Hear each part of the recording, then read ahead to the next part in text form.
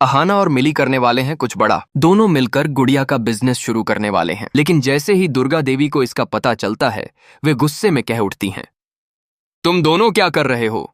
हमारे परिवार की नाक कटवाओगे क्या? जी हाँ मेरे प्यारे दोस्तों, दंगल टीवी के मोस्ट पॉपुलर शो बड़े घर की छोटी बहू के आने वाले एपिसोड में आप सभी को बहुत ही इंटरेस्टिंग मोड़ देखने को मिलेगा। कहानी उस मुकाम पर पहुंच चुकी है जहां दर्शक बड़ी बेसब्री से आगे का इंतजार कर रहे थे।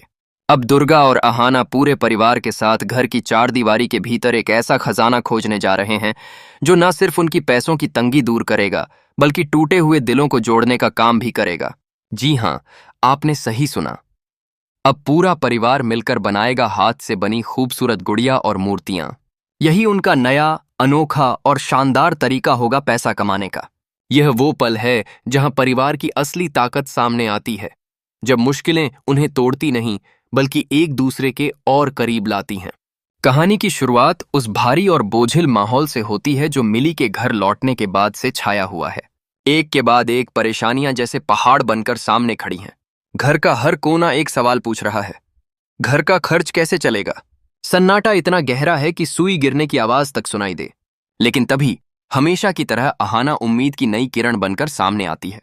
वह सीधे दुर्गा देवी के पास जाती है और कहती है, माँ, हम और कितना इंतजार करेंगे?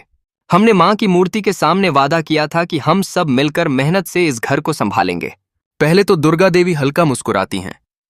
तुम्हें भी ना अहाना, हर बार कोई नया तरीका ढूंढ लाती हो। लेकिन इस बार हालात अलग थे। घर को तुरंत पैसों की जरूरत थी और मिली के वापस आने से खर्च भी बढ़ गया था। अहाना की आंखों में सच्चाई देखकर दुर्गा देवी का मन पिघल जाता है और वे उसकी बात मान लेती हैं। बस फिर क्या था? घर में एक नई ऊर्जा और उम्मीद लौट आती है। तय होता है कि पूरा परिवार मिलकर मूर्तियां बनाएगा और बेचकर घर चलाएगा। दुर्गा देवी अहाना के कहने पर सौद्धा को बुलाती हैं, जो मूर्तियां बनाने में माहिर हैं। जैसे ही सौद्धा घर आते हैं, पीसी मोनी और पोल्टू की नजरें झुक जाती हैं। उन्हें अपने पुराने कर्मों पर पछतावा होता है। धीरे धीरे घर का सूना आंगन फिर से चमक उठता है। सब मिलकर मिट्टी गूंथते हैं, मूर्तियां बनाते हैं, रंग भरते हैं और हर मूर्ति में अपना प्यार और उम्मीदें डालते हैं। लंबे समय बाद घर में फिर से हंसी और खुशी की आवाजें गूंज उठती हैं। मिली, जो अब तक अपने पति को खोने के दुख में डूबी थी, इस काम में अपना मन लगाने लगती है। यह कला उसके लिए मरहम बन जाती है। उसके चेहरे पर हल्की सी मुस्कान लौट आती है। अहाना की आंखों में चमक आ जाती है। उसे पता था यह रास्ता सही है, लेकिन जहां फूल होते हैं वहां कांटे भी होते हैं। टीमोनी, जो यह सब देखकर जल रही थी, अब जहर उगल देती है। इसके पति को गए अभी 4 दिन ही हुए हैं और यह हंस रही है, काम कर रही है। एक पल में सन्नाटा छा जाता है।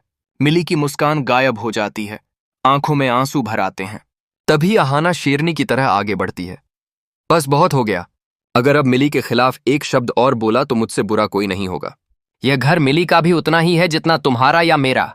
और फिर अहाना वह सच बोलती है जिसने सबको हिला दिया। यह आलीशान घर जिसमें तुम सब रहती हो, इसे किसी और ने नहीं बल्कि मिली के मम्मी पापा ने बनाया था।